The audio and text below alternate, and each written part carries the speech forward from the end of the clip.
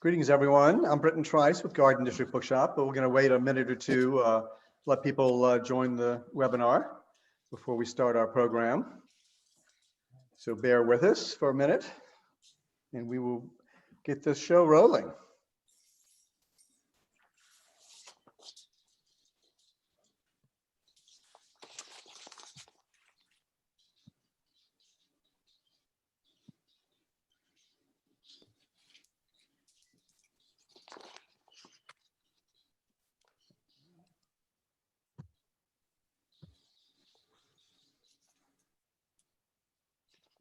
Love that hat, Yoni.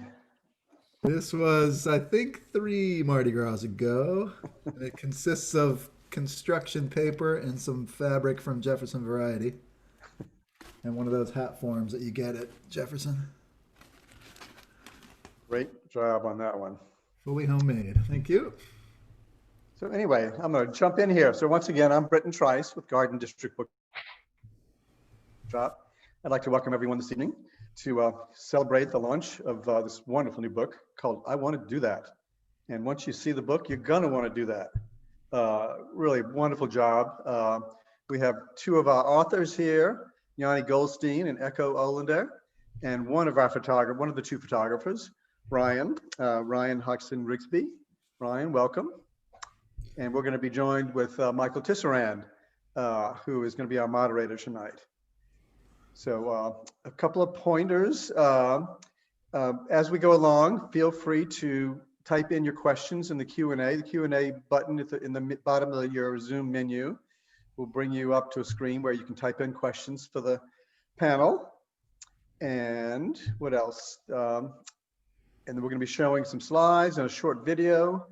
So just the pictures in this book are really amazing. And I can't wait to hear about the genesis of how it started. And I'm going to turn this over to Michael Tisserand in a second. And Michael is a local New Orleans-based author whose most recent book is Crazy, George Harriman, A Life in Black and White. And it's the Eisner Award-winning biography of cartoonist George Harriman, creator of Crazy Cat. And Michael's other books include The Kingdom of Zydeco and Sugarcane Academy, how a New Orleans teacher and his storm-struck students created a school to remember. Michael's currently working with director Jonathan Hawk on a documentary based on Crazy. He is also an original member of the Lazy Boys Social Aid and Leisure Club.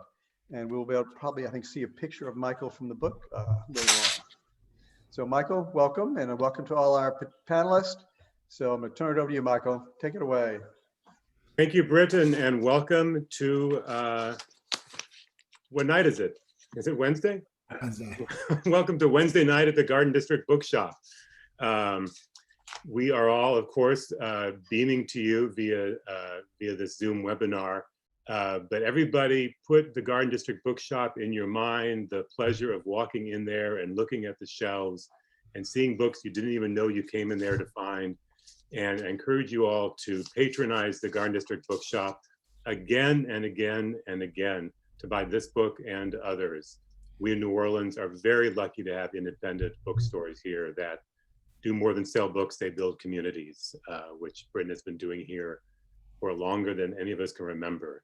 So, so thank you, Britton, and it's a real honor and pleasure to be here with this new gorgeous book that I'm happy to have right here. I Want to Do That. We'll be talking with Echo Olander, who many of you know from her decades of work with children, youth, arts, and education, and is taking a new turn with production with her own artistry here. I look forward to talking about that. Also, Yoni Goldstein, who's a project manager by day, musician and patron of the arts at night, who worked with Echo on the creation of this book. I'll talk about your roles in this when we get to the conversation. And Ryan Hodgson-Rigsbee, one of our amazingly talented photographers. Let's not forget to give everybody your website, Ryan, before we go. I spent some time on there this afternoon, and the breadth of your work is kind of staggering. And then I want to make a shout out to Patrick Nidry, the other photographer who worked on this book, who's not with us now, but we're all saying hello to Patrick. So first thing we're going to see a lot of the photos from this book. There is a Q&A there. I'll be asking you all for any questions you might have for anybody on the panel. And when you can jump in with questions at any point. I will see them and bring them into the conversation at any point. If you feel like it, when you do ask a question, if you are a member of a Mardi Gras parading organization, if you would mention which group you are representing, as well as being a reader of this book when you ask the question.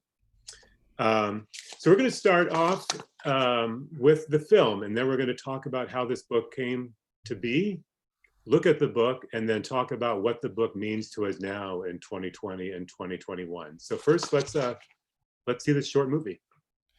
It is 1 minute and 34 seconds. You don't have long to wait. Here we go. Each year on the 6th of January, the tempo of life changes in New Orleans. People all over the city put the finishing touches on their costumes. Music fills the air, parades start to roll, and marching crews take to the streets in celebration of Mardi Gras. What is a marching crew, you ask?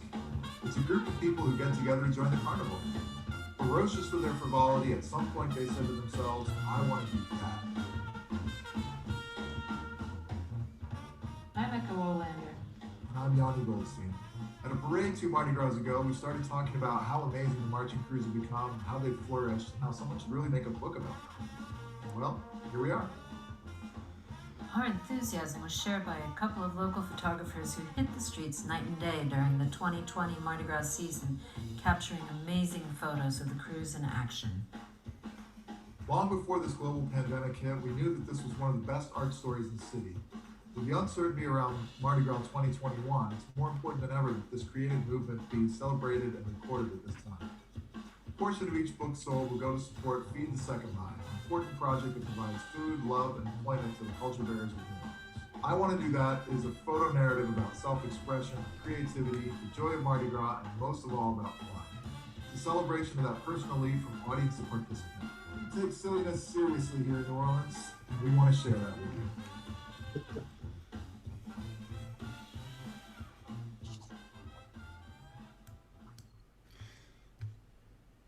Fantastic. So Echo and Yoni, what was the genesis? What was where was this first conversation between you, and how did it start to take shape into this book? I'll tell it and then you can tell it, Echo. My version is that it was in front of Tipitina's 2 Mardi Gras ago on a Monday night, Lundi Gras, watching the Orpheus Parade, as I recall. We bumped into each other randomly at the parade. Sonny and Echo were there. Jen, my wife, and I were there. And we just started having a conversation. I don't remember which crew walked by, but it sparked a conversation about how many crews there are these days, marching crews, how they've proliferated, and just what an amazing phenomenon it is. Everybody wants to get off their couch and do it. And it led us to say, wouldn't it be cool if somebody gathered in one place all the information about all these crews, like a compendium? That was the original idea, as far as I recall, but Echo can probably add some color to that. That night I went home and sat with Jen and our friend Marcy at our kitchen table and made a spreadsheet. Since I'm a project manager, I live in spreadsheet world all day long. So I made a spreadsheet and we just started brainstorming as many crews as we could think of off the top of our heads. And I think we came up with about 60 or 70 that night. And I sent it to Echo, and she was impressed at my my prerogative, and I think that's kind of what kicked it off. But Echo has way more color to add to that. No, I was just going to say, I think it started where all good stories start, outside of Tipitina's. Yeah, that was it. It started with the idea to do a compendium. We thought maybe we'd do like a website where the crews could log in and have like a central hub where they could communicate. It sort of was a amorphous idea at first, that to just put together a compendium, and it evolved as we started thinking about how we would do that.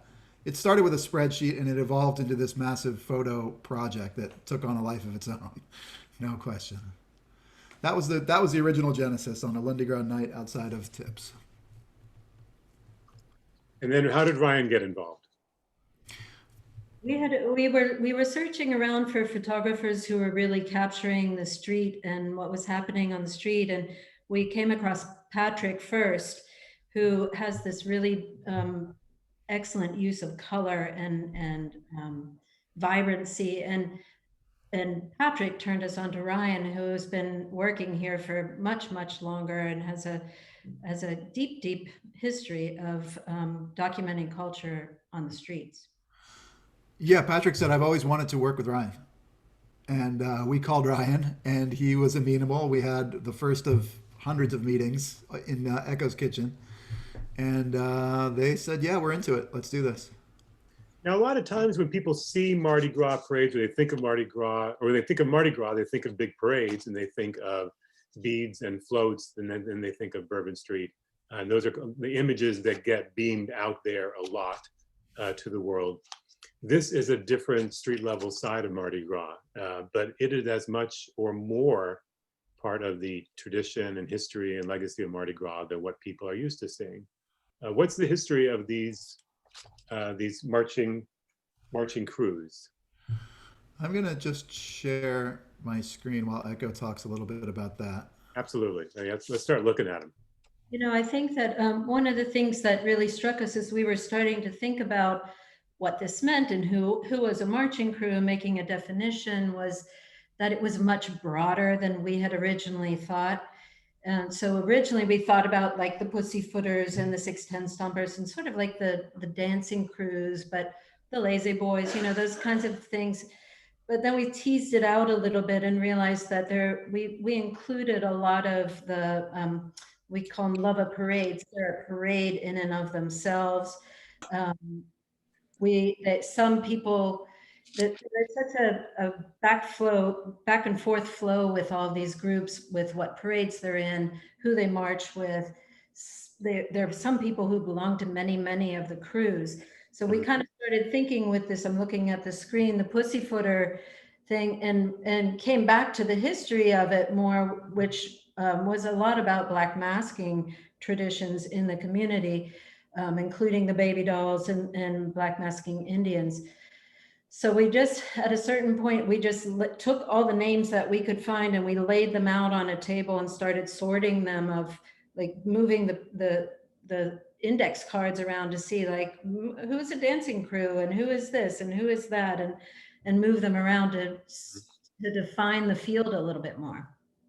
There's a lot of crossover. One crew could be, you know, they could make their costumes by hand, but they could also be a dancing crew, or they could also be a parade. It was very difficult to categorize the crews, and we didn't really make any hard and fast.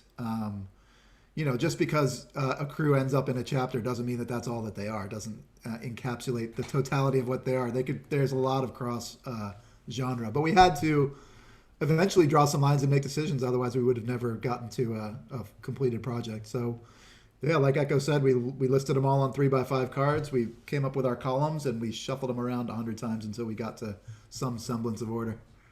Was it hard to figure out what should go in and what you should leave out?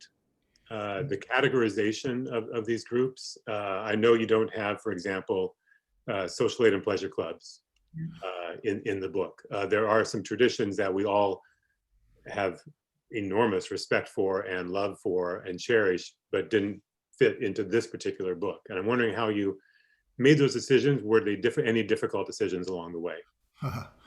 We created a definition that we worked with for a little while, and it really involved there being Mardi Gras in the as a central component, and social aid and pleasure clubs are not Mardi Gras, so therefore they fell outside of it.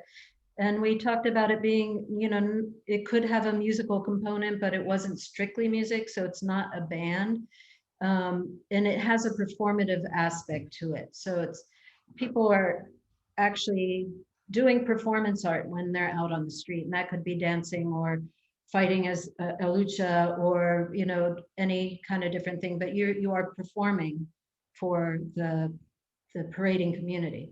And no motorized floats. Yeah, and no matter, well, you know, rolling elvi are a little bit motorized. No, But motorized personal vehicles were part of the definition, but no tractor drawn floats, no big Leslie parade. Boys just got in then. Good. You can't make a book without the Lazy Boys. And then, so you have organizations like the Leslie Boys, like the Rolling Elvi. That is, by the way, I think that paper was used, or that photo was used in Doug McCash's story. Am I right? Was that in the paper today? That this Yep. picture? Sure. Not this one, but another one of the stompers. A similar one. Is this your picture, Ryan? It's actually Patrick's. Is it one of Patrick's? Yeah. What about the process? Most of these photos are from the last couple of years, right? This is a very immediate portrait of Mardi Gras. Mm-hmm. Yeah, we tried to keep as current as possible with it. Mm-hmm. I've been living in New Orleans 9 years officially now. Uh-huh. I'm from Chicago. My wife's from here. So the story of the lady brings the husband here, and I was, as you said, taken by how much it was more than Bourbon Street. So I kind of fell down a rabbit hole of just discovering all these different little crews. So like I've been compiling photos for over 9 years now. And just, it's amazing how much it's grown. What organization is this? This is Chewbacca. a sub-crew of the Chewbacca's. Okay. Yeah, this was also Patrick's photo. There is a lot of challenges, and Ryan can speak about trying to capture subjects in motion, subjects at night, and I'm sure several attendees of this webinar have been to Mardi Gras parades and seen marching crews, and they understand that it's a chaotic environment, and it's fast moving. You've got one chance to get a shot. Ryan has the advantage of being over 6 feet tall, so he can rise above a little bit. But in general, it's not an easy thing to capture clear, crisp, full color photos, especially at night. What do you do, Ryan? Like, how do you when people are jostling you, like, how do you get the shot? So, I mean, New Orleans is a pretty dark place at night, and especially like doing music at clubs, I started working with flash a lot, and just kind of, I go out there and I clamp flashes up to signs and all sorts of stuff to like light things, but it's all about stopping that motion, which is moving really fast. And sometimes you're walking backwards to add on to it and all sorts of stuff. And also, Ryan, it's you can see in your photos, both in this book and on your website, that you put a lot of effort, it seems, into building relationships with the people you're photographing. That comes through. In this book, you're out there in Mardi Gras, but like Mardi Gras itself, you're crossing cultures, you're photographing people from all different walks of life. What's that experience for you? How do you manage that, and what are sort of what should a photographer do, or anybody when approaching other cultures in a celebration like this? I used to be a newspaper photographer, and I would get an assignment, and you would spend like so much time doing the photo and then just move on to the next thing. And when I moved here, it became more getting to know people, to get that deeper story and all of that, and just getting to know people. And then the motivation, especially with like Black Masking Indians, was to let them have the photos and to have some ownership over them. So it just became, giving back was part of the job of like letting the subjects have a piece of the photo, and not just swooping in, taking a photo, and then disappearing into the night. Could you describe that a little more? Because I know a couple other photographers who follow that credo as well, that you make sure you provide these photographs for people when you're photographing them. It gives a deeper meaning to, like, when I make a photo, it's kind of like I shepherd this story of this person, and it's part of my story, but it's also, I have to recognize part of their story. And there's a attitude, especially in New Orleans, where some people will take a photo and they act like that's my photo now and I get to do what I want. And that's not conducive to a community. I believe photography is a very community-driven art, especially when it does like encapsulates people. So I want it to be more symbiotic of a relationship between the photographer and the subject. Now, everyone involved in the production of this book, with the exception of Patrick, right, were drawn to New Orleans and not lucky enough to be born and raised here.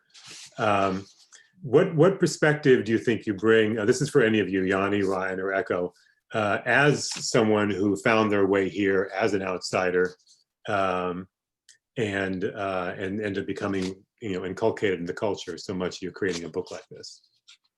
For me personally, my first experience in New Orleans was in the early 90s. After high school, I came down and got a little taste of it. Then in the mid 90s, I had a really good friend of mine who lives here now, Patrick Templeman, who told me, you know what, you got to come down to the Mardi Gras. And for me, it was Bourbon Street and beads. And I said, well, I'm not really into that. And he said, no, you have no idea. Come down. So I came down with him. He introduced me to his friends. He took me to the Mom's Ball back when it was across the river. He took me to all the, Mardi Gras traditions, lots of parades. And then Mardi Gras morning came around, and it was like that first real Mardi Gras morning, starting in the Bywater, we marched with St. Anne's. It was just magic. It was pure magic. It was something that I hadn't experienced since I was a child. Like the wonder and the joy of it all was just there, and everybody was feeling it, and it was the most magical day. And ever since then, I've been completely hooked. I ended up coming back with him year after year after year, and eventually we moved, Jen and I moved here. I did the same thing for my wife. She had also never had any desire to come to Mardi Gras because she didn't really understand what it was.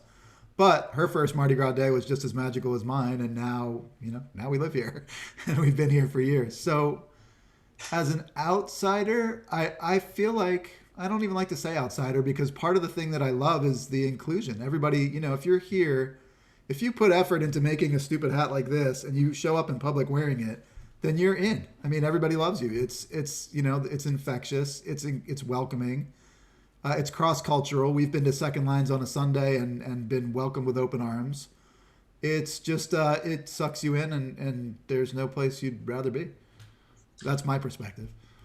Yeah, it's an interesting note, Yoni. In a sense, the costume serves as a sign that you're willing to put the effort into it. That you're willing, it's a little different than a striped t-shirt with a few beads. It's a sign you're not willing to put the effort into it. Yeah. It really does. It does. I never thought about that, but one of the things that a costume does, perhaps sort of like what wearing a mask does now this past year, is says that, I care about where I am and who you are and what we're all about together here. If you've been 10th in line at Jefferson Variety in October and you've waited 2 hours to buy a piece of fabric, then you're in. That's all there is to it. Well, I also I've always been intrigued by the onionness of the whole thing of New Orleans, because you peel off one layer and you think you know something, and then there's another layer and you peel it off and there's something completely different underneath there, and then you peel it off another one, and it just continues and it goes on, and there's nothing better than, like, on Mardi Gras Day, standing on the street and looking around at how many people think differently about what a costume is and what they put into it. And it's sort of the same with the marching crews. There's so much variety in it, and that it's intriguing. It's fascinating, and an audience and a spectator, but also a participatory one. Ryan, what were your first experiences coming down, and the cheat sheet? My wife Clay is from here, so she was kind of familiar with the whole thing. So it was more an evolution of my costuming, which I feel like has gotten a lot better in recent years. Like, many of the photos that you see I'm probably wearing a headpiece actually, and somehow maneuvering a flash on a stick with a camera in another hand and all sorts of stuff. I would actually, it feels like it's almost necessary, because like it would feel weird to me to try and get access to some of the things I photograph without a costume. Like I don't want to have photos of people not in costume in the middle of like a bunch of costume people. So I wouldn't want to ruin someone else's photo or the moment by being someone in like a windbreaker or something like that. Right. You wouldn't do a photo essay at a nudist colony wearing a three-piece suit. Good analogy. And look at the reaction on people's faces. They're reacting to Ryan in costume. I mean, it's you know, you're one of them. What are the first, in your research, Yoni and Echo and possibly Ryan, in your research, where does the marching crew begin at Carnival? What were some of the first that you, and what are some of the oldest ones that are still, that represented in your book that are still on the streets today? I'm gonna let Echo take that one. Yeah, well, the Black Masking Indians are probably the very first consistently marching crews. And there are two local, the Jefferson Buzzards and the Irish Channel Corner Club. Club, who have been marching for 130 and 110 years. So there's some real long depth with some of this. But when Muses I think was a breakthrough moment with marching crews in New Orleans, Mm-hmm. and when Muses was approached by the Pussyfooters to be in their marching crews, and the woman named Dionne Randolph is the person who's responsible for a lot of this on the Muses side. It just kind of blew open the doors of what was possible, and other people then started reaching out and saying, what about me? You know, I want to do that. And it proliferated. And there's been a lot of, someone was in one crew and then they decide they want to take it into a little bit of a different direction. So they start another crew and then they start another crew. And it has really multiplied as people have seen. It's something that anybody can do, really. Mm-hmm. And in talking to a lot of the people who were there in the beginning, they were saying, you know, really the advent of social media and being able to communicate with your crew by email or text versus a letter that you sent in the mail and sent off has been, you know, a real game changer in terms of being able to organize and get it together.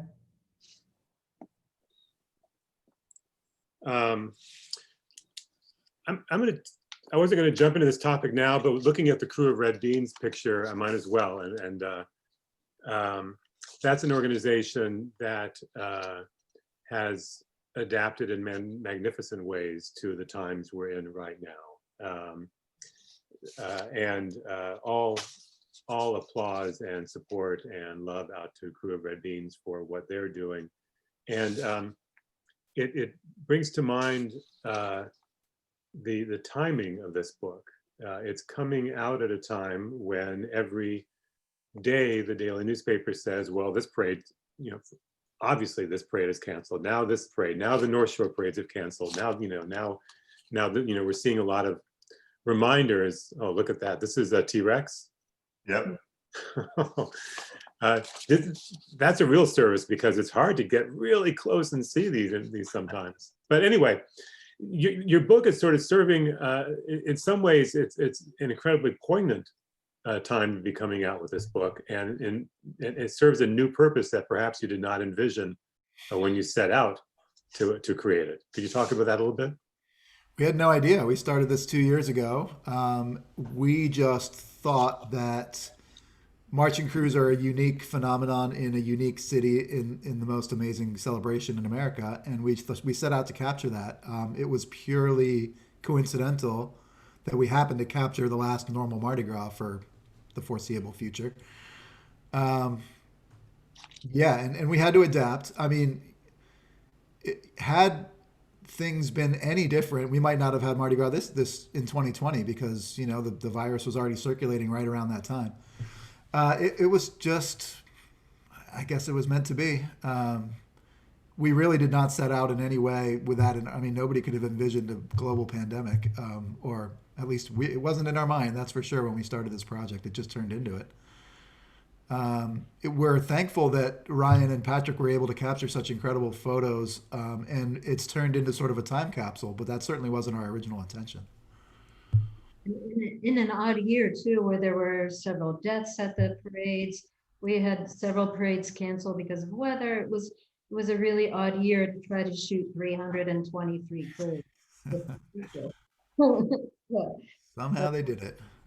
But I would like to also say, we connected with Susan Schott Publishing, who's our publisher for this book, and her focus is stories that need to be told. And we really felt like this was a cultural movement that needed to be documented, and that photography was the way to do it rather than writing. There's been a little bit of writing about the marching group phenomenon, but it's a visual field. And so we really felt like the photographers were the ones who could document this best.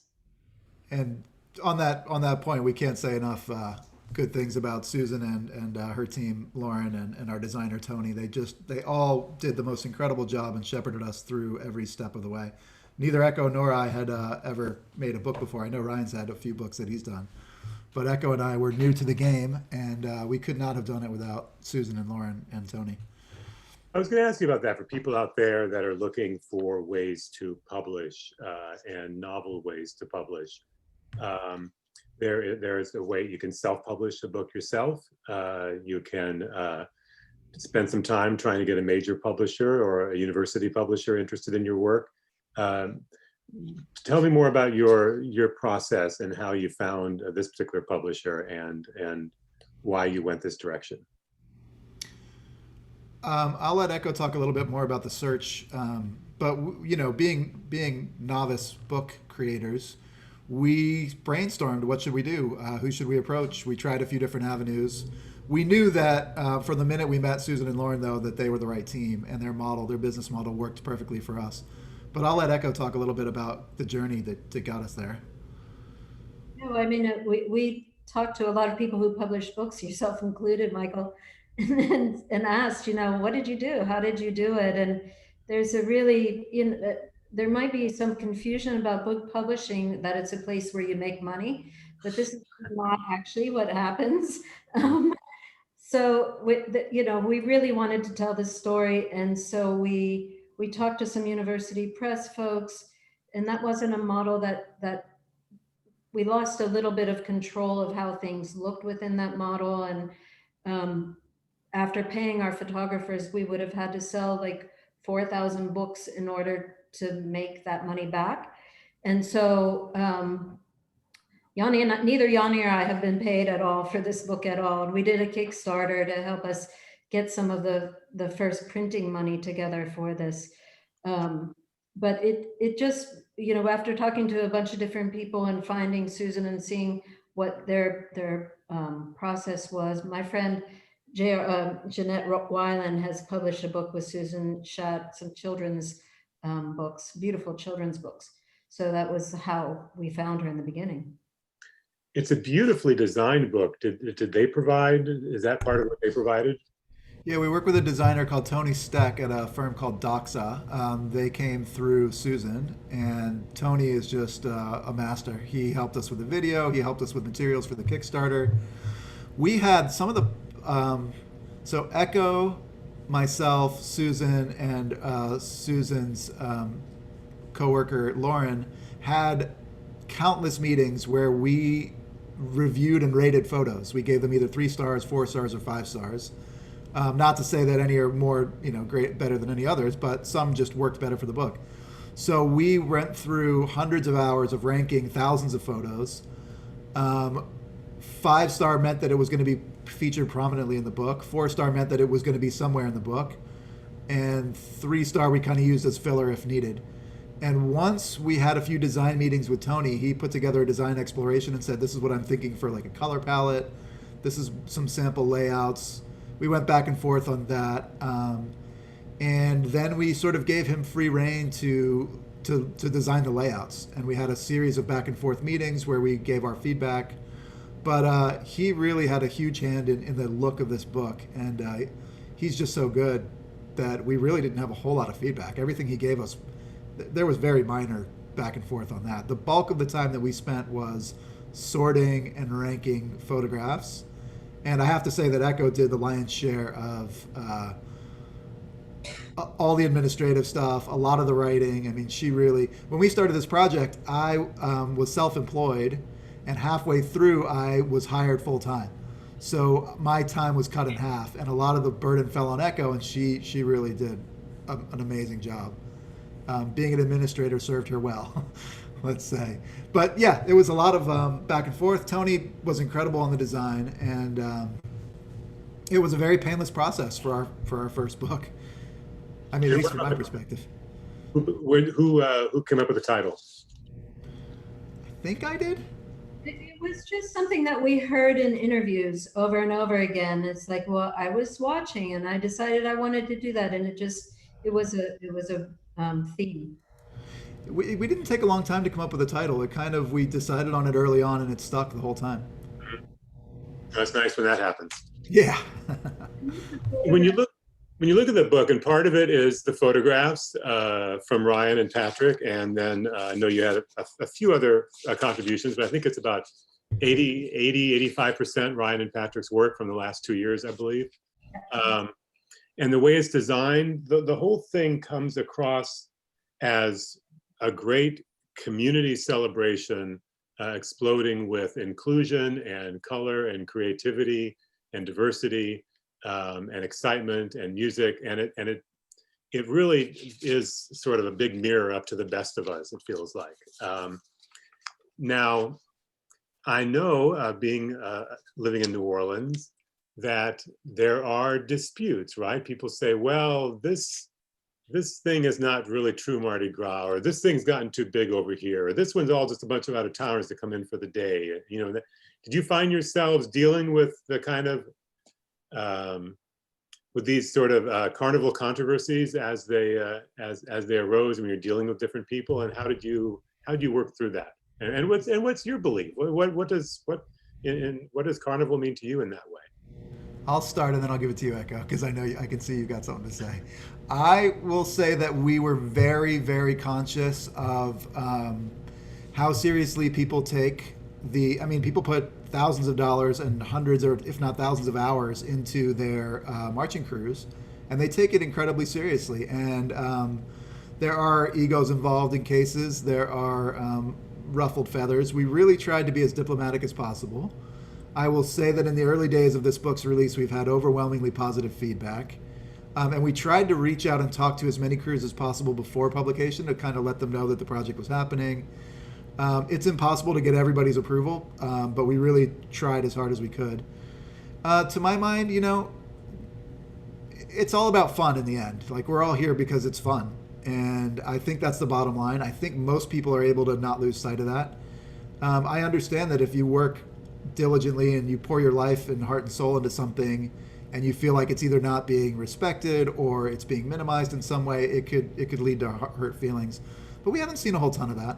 We've really been very happy with the response from the community. Everybody's just said, this really, especially now, I think the pandemic has something to do with it. But even if this came out in a normal year, I think people are, this aspect of Mardi Gras has not really been captured in this format before. And I'm hoping that it does a lot to spread what Mardi Gras really is to the diaspora, to the people who don't live in New Orleans and just have the beads and Bourbon Street idea of Mardi Gras. Like, this is it is a community celebration, and that's at the bottom line of it. What do you think, Echo, about how? I was just going to say, I think Ryan is a great model for us with this whole thing, because it's really about honoring and celebrating the people that are there. We want to document it. Really, we love them. We want it to be really awesome and delightful. And I think that comes through a lot in Ryan's work. So Ryan, I don't know if you want to jump in on that. Sure. My attitude is that I make photos out of appreciation. So I try and bring that to my work, is just appreciating people. And my whole thing is anything happening during Carnival is part of it. So it's the good, the bad, like everything. So I'm trying to get every aspect. One day I hope to put together my own book, but I'm just trying to get a little bit of everything in there. So it's all just fun and gritty sometimes. No doubt. Let me jump in. Go ahead, Echo. I wanted to back up to that picture, Yoni. This picture just tickles me so much, because this little face in the St. Anne parade. Go one before this one. Out in there. And it just, this picture gives me so much joy, as all these pictures really do. Every time I open it up, I've been looking at these pictures for a year, and every time I open it up and I see the pictures, it still brings me joy. Agreed. We let me a couple points of order here. Let everybody know that at Garden District Bookshop, our host for this event tonight, not only can you buy copies for yourself and all of your friends around the world, but you can get signed copies. You can order signed copies if I want to do that, and they can get the book personalized for you. And Britton has put a link into the Zoom webinar chat. So if you want to click on that, you can also go to put your mask on and go to Garden District if you're in New Orleans, and they do curbside, I believe, and all that type of thing as well. And they've got a website, and they do shipping as well. And then letting you all know out there on this Wednesday night Mardi Gras party we're having, that there is a Q&A if you want to join in the conversation while Yoni does another costume change. We don't have any questions yet, but we got lots of enthusiasm and love coming from Echo, our mutual friend, Diane Wanek. The fabulous Diane Wanek. Did I pronounce Diane? Dan, did I pronounce your name? I've never tried to say your name. I just keep reading your name. Did I pronounce it right, Echo? Wanek, yeah. Good, okay. Glorious book full of color, life, and merriment. Big love and hugs and congratulations. And also Marlene Dermer says, beautiful book and a must-have for all Mardi Gras lovers. Thanks for the conversation. I learned new things even after all my years of living in New Orleans. So thanks, Marlene and Diane. The Q&A is there. If you have any questions for Echo or Ryan or Yoni about producing the book, coming up with a book like this and actually bringing it to this glorious fruition, about Mardi Gras itself, please feel free to jump in there. This is another photograph that I just adore, because it's the parents of the dogs who are in the Barkus parade, but the parents are part of the parade as much as the dogs are part of the parade, and everybody's so happy, even the dogs with wings. This is one of my all-time favorite pictures. Yeah. This is yours, Ryan? Oh yeah. Yeah. So one Ryan, thing. what's going on here? So this is a practice. So they were practicing their fighting moves before parade started. So I was just hanging out with the Lucha crew. For those who don't know, who don't live here, this is the Lucha crew. They're a crew of Mexican-themed wrestlers, and they have great dance. They have great dances. They have great. They actually march with a ring, and they have wrestling matches in the ring during the parade. One thing I noticed when I was going through images with Ryan is that as soon as he sees a picture, he can instantly remember where, like, the circumstances surrounding it when he took it, which is remarkable to me. I think we can all do that to some extent. If we take a picture and you see that your picture, you kind of flash back. But Ryan's got like a photograph. Well, no pun intended. A photographic memory when it comes to remembering the circumstances around each of those pictures, which I found to be quite remarkable. But yeah, I love this picture.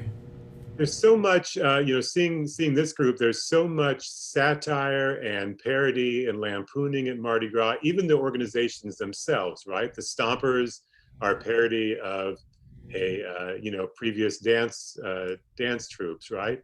And then the Leslie Boys are kind of a parody of all the hardworking marching groups. Our founders, Trey Brevon and Chris Poche, said, what if we did this all sitting down? And so, there's this a constant parody upon parody. Zulu, in many ways was a parody of Rex. Did you find that as you're looking through this book and realizing you're going to be, this book's going to go to people that have never seen Mardi Gras, that translating some of this humor, that maybe some things might come across as culturally insensitive or would need more context?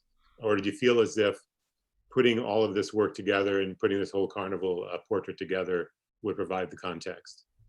Did that come up in any of your works? Not really. I think the latter. Well, I don't know. Echo, do you disagree?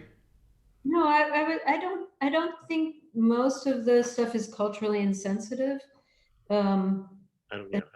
There are many of the made by hand groups who really they take on some of the cultural stylings of Black masking Indians, and but I think that they do it. They all talk about it really clearly that it's an honorific thing, and they practice. Ryan, I don't know if you want to. Ryan is a red bean, and I think that most of the crews are really conscious and careful. We got some feedback from the crews. We don't want to take advantage of people's culture. We don't want to be making money from other people's culture. So Ryan, I don't know if you want to riff on that a little bit. It's I feel like it's more about just trying to recognize everybody and hoping that everyone sees the artistry. Like, I think it's so important, especially in this age, that we all try and have a little fun and try and be imaginative with who we are. And so as long as you come at it with a good humor to it, with the Indians, it was more important to just make sure that we recognize as many of the different facets between, like, there's a difference between uptown and downtown in terms of the sewing style and whatnot. So it was just important to have that variety there so that we could recognize as many people as possible.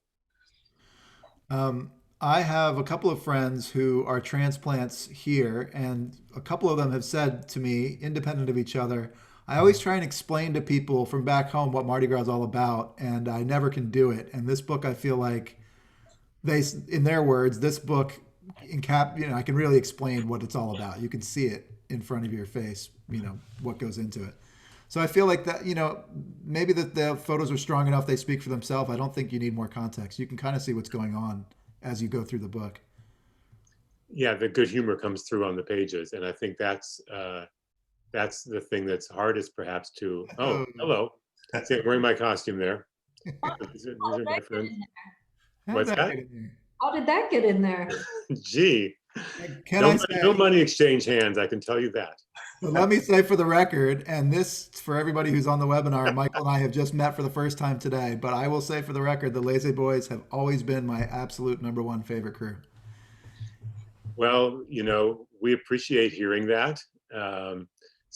I can't speak for the Lazy Boys. I'm not the chairman of the Lazy Boys, but a very lucky member to have ridden with them since the beginning. And there is something, I've ridden in a couple of the, I've ridden in Tux and a couple, those, and that's pretty fantastic to be, looking out over the crowd.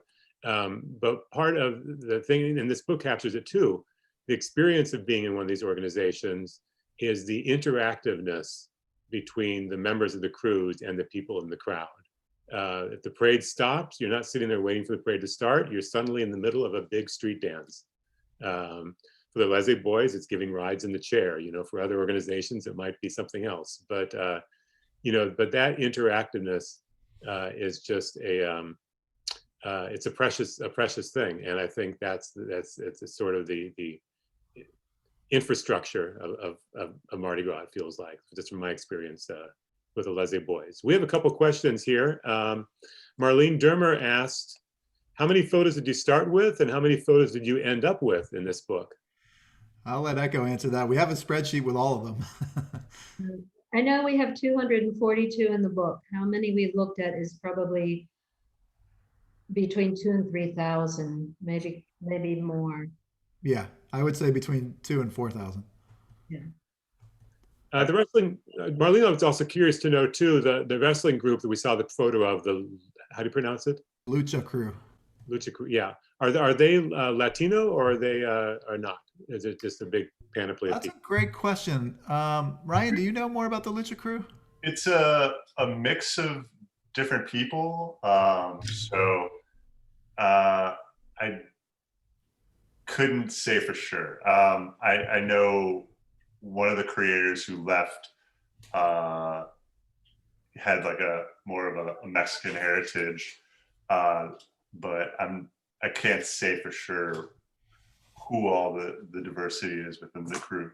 And how the Mexican wrestling tradition became their So the origin story of all these crews is something that we could spend the rest of our lives tracking down. In the back of the book, there is something called the Krewes, which attempts to describe each crew with like a one sentence description. And that was a lot of work. A lot of credit goes to my wife for tracking down that information. But it's a deep rabbit hole, and the crews are constantly evolving. They're constantly changing. Sometimes they split into different factions. This book is really a snapshot of what the scene was like at the end of 2020, and it's an evolving thing. I suspect next, when we have a full Mardi Gras again, I wouldn't be surprised if there were 50 more crews. I mean, it's a living thing. That leads into a question that Diane has, which is, it seems like the number of marching crews has grown over the last decade or so. Is that the case? Very much so. Yeah, absolutely. And what do you attribute to that? Why do you think, Ryan or Echo or Yoni, why do you think that's happened that way? I think Echo pointed out social media has facilitated communication, which makes life much easier. It's much easier to get a group of people together when you can all chat on your phones. Mm-hmm. That didn't exist even 15 years ago in any appreciable way. So that's facilitated it. What other factors do you think, Echo? I mean, you see people doing it and you want to do it. You have a good idea. It makes you and your friends laugh. You figure, why the heck not? Right. You have also a proliferation of documentation through personal cell phones. So you share the ideas with people across different parts of the city and different groups of people, and people come up with their own ideas and they realize that they actually can do that. Mm-hmm. There's no barrier. You can just do it. I mean, it takes a lot of work and organization. That's the barrier, but there's no legal hurdles or anything. You can just start a crew. So I joined Red Beans in 2016, and getting a hot glue gun was almost like a superpower newly discovered. Where I was like, oh my God, I can do this. And like, I had seen the crew in past years. It was just like, this feels like something I can get into. And I actually became king of the crew in 2016, my first year.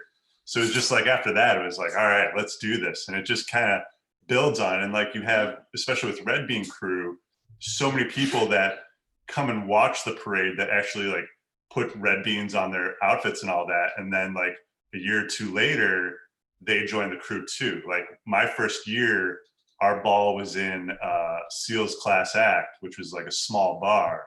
And then it moved to like the Marigny Opera House. And then it got too big for that. Now it's like multiple crews converging into one place. So it's just exponentially grown within like 4 years or something like that.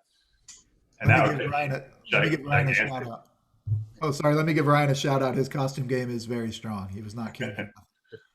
Ryan, any pictures, any self-portraits in this book, or did you? I think at the very end, but it's very hard because I'm holding a stick with a flash on it and a camera. So, and I'm not giving it to anybody. For those of you who have not seen the crew of Red Beans or don't know this story, could you say how the crew of Red? Okay. Come back, Ryan. Oh, I see. We got a costume demonstration here. This is a headpiece. There we go. That's the current headpiece from this past year. Ryan's a good 6 foot, what, 4? 6'3", 6'4", somewhere around. So with that headpiece, he's like topping out at 7 feet. And I always say, if you want to get noticed, you need volume in your costume. Ryan, I know this is a long story. Maybe you could just sum it down. How did the crew of Red Beans come to this decision to become so active in helping out the community this past year during the quarantine and COVID, providing meals and doing all sorts of good work?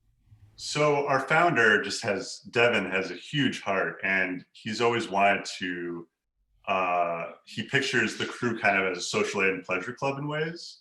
And he wanted to do the social part to give back. And his wife works at a hospital. So he started with Feed the Frontline, which was giving food to medical workers and also paying local restaurants and also giving money to local artists who are out of work. And then it turned into, let's support the people that we really appreciate, like Mardi Gras Indians or musicians and all sorts of different people. And it's just blossomed from there, where we're creating all kinds of new projects now. We have a question from Allie Duffy here. Hello, Allie. She's curious, as crews are always morphing and changing, you're getting asked to do more work here, folks. Are you, any plans to put updates on a website? Do you see your work stopping with this book, or do you see this book launching a certain type of project? Echo? I don't think we've crossed that bridge yet.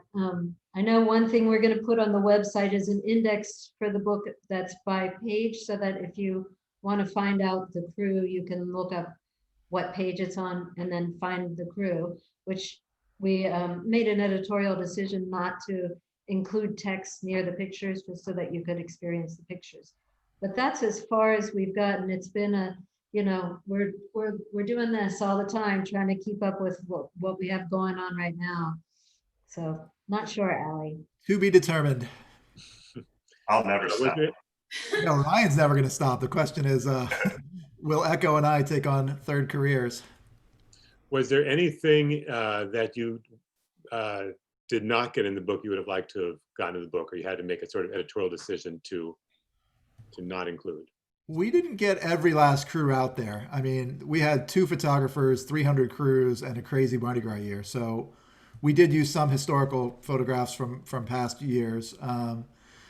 I don't know, maybe with a bigger team of photographers, but then the book would have been 600 pages. I think I'm incredibly happy with it. I don't feel like there was certainly nothing that was omitted purposefully. Any omissions were just due to logistics. And if there was anything I would change about it, it would be just to try and make it a little more complete. I don't see how we possibly could have done it. We have go ahead. I would say that I really would have loved to expose a little bit more of the preparation and the planning and how it all comes together. We did a little data sheet on estimating the number of people in each crew and then multiplying that out and how many hours they were working. And it's an extraordinary amount of time and money that we put into these. And many of the crews also really hand make their throws. So they give out these fantastic pieces of small artwork that they give out to people that are just glorious. And we didn't have the bandwidth to do anything like that, but that would be fun to do too. Alice Horowitz has a little testimony here and a question. She grew up in Mobile and attended Mardi Gras there in her young years, and then came to Tulane and had that Mardi Gras experience. So now her son's in Tulane, and they've been coming back to New Orleans for Mardi Gras. She finds the marching crews an amazing new tradition, although they date back old, but like we said, this explosion of Mardi Gras is kind of contemporary. And she's wondering, has Mobile or anyone else started embracing this marching crew tradition, or do you see, I'm kind of adding that to this question, do you see any sort of kindred spirits in other festivals and parades or celebrations around the country, either inspired by New Orleans or kind of growing up congruent to them? Anecdotally, yes. I couldn't point to anything specifically, but I do recall hearing tell of marching crews popping up in other local Mardi Gras celebrations. I can't point to anything specifically, but I have heard anecdotally that yes, they are. I wish I had a better answer. Have you heard of anything? I haven't really heard of anything. I haven't really been looking, but I'm hoping that the marching crew movement will help move us from this beads focus with parades into something that's a little more creative and thoughtful and less trashy and plasticky. So I'm hoping that that's a movement that's going to take more traction. Agreed. Yeah, it's true that at the same time these marching crews have come up, there's been more reporting and documentary work done on the environmental cost of these plastic beads. And you see some parades like Muses and others going for sort of select, either useful or handmade throws, and not the big bags and bags and bags of long beads that my kids grew up with. Yeah, I understand. Like, what do people do with all those gigantic bags of beads? I don't know. Recycle them at Whole Foods. Right, right. There is recycling and reusing. But it does seem as if this is a movement toward a different type of celebrating, For sure. and a more sustainable one, perhaps. For sure. It's more interactive too. More people can participate, which makes it just glorious. These pictures here are from the Fridays in the quarter, which some people don't know happens, but a lot of crews come together in the quarter on the Friday before Mardi Gras Day, all dressed up and just eating and drinking and having fun. It's my favorite day in the quarter. Like outside of Mardi Gras Day, I love it. Like I've been going for years and years now to document this day. Alexandra Lee has chimed in, and I, by the way, invite you all to, if you're here as a member of a marching crew, if you want to shout out, a couple of Leslie boys did shout out that they're in the crowd out there. So hello to my brothers. But Alexandra Lee is a member of the Crescent City Dames and is a sisterhood and in support of One Heart NOLA, a charity which helps children in foster care and helps families to keep children out of foster care. So here's to Crescent City Dames and their work with One Heart NOLA. That's actually an important thing that I guess a lot of people outside of New Orleans probably don't know, is that a lot of these marching crews do function year round. They have practices, they get together and make their costumes and work on their dance moves, but they also have charitable components to them. A lot of them do.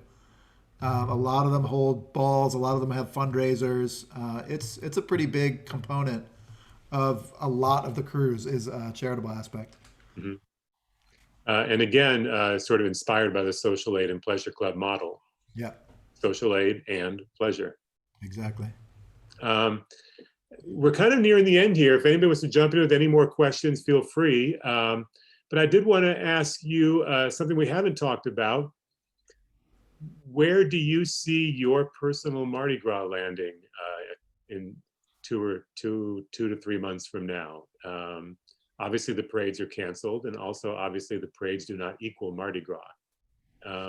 What do you envision for the city, and what do you envision for yourself this coming Mardi Gras? I was not here the Mardi Gras after Katrina, but from what I'm told, it was one of the best ones ever. And I feel like this might be similar. It's going to be very local. I think we'll have far fewer people coming from out of town. I'm considering some sort of costume that involves a mask, maybe like some kind of beekeeper outfit or something that I can involve a mask. I don't think we'll do too much personally. Maybe Mardi Gras Day, of course, I'll be out and about. There's no stopping that. But probably just go down to the quarter and or Frenchman Street and poke around and see what's happening. I mean, I'm sure it'll be somewhat like this, but mostly locals, far fewer tourists, is what I think. Mm-hmm. What are you going to do, Ryan? Oh, sorry. We haven't heard a whole lot from the marching crews about what they're doing. I think a lot of people are trying to make sure that they're following the best healthy protocols and are waiting to make some kind of determination. But I would imagine and hope that there will be street-based performance art happening with these different crews and less large group, big parade format, you know. Ryan? I'm definitely going to put some beans on a face shield and whatnot. So I'm going to be testing out some different mask stuff and all that. And also, Devin from Red Beans is cooking up a new exciting project where we're going to be employing Mardi Gras artists to decorate houses. So we're going to actually start turning full houses into floats. So that's going to be something that's going to be really exciting in the next few months. Yeah, that's something for those of you who are watching this and aren't from New Orleans, you might not know about, but there's a house float movement going on of people decorating or hiring float decorators to decorate their houses. And there will be maps available, I believe, online for people to visit houses, you know, in the weeks and days leading up to Mardi Gras. Yeah, they have a Facebook page. Do y'all know what the name of it is? I don't know yet. Okay. It's moving so quick that it's hard to keep up with. Yeah, I think if you search House Float on Facebook or online, you should find out that information pretty readily. It's a pretty beautiful act of adaptation, I think. Yeah. As is this book, although it's set out to be a celebration that would be hitting the streets with us, it's going to be serving as a reminder to ourselves of what is going to be waiting for us after a few more months, possibly, maybe a little bit more, of best practices and loving each other and being careful around each other and working toward that time we can all smush up back together again. The streets of New Orleans. So until then,